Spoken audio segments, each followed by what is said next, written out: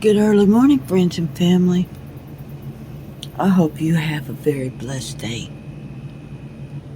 I have more bad news. My refrigerator went out. It hit 100 here in DFW yesterday. And it's going to do it again today. I'm not going to have any cold drinks. I lost every bit of food. No money to replace it. No money to get a refrige. I would ask prayers, please. God is good, no matter what happens. Keep the faith, be strong. Love you all.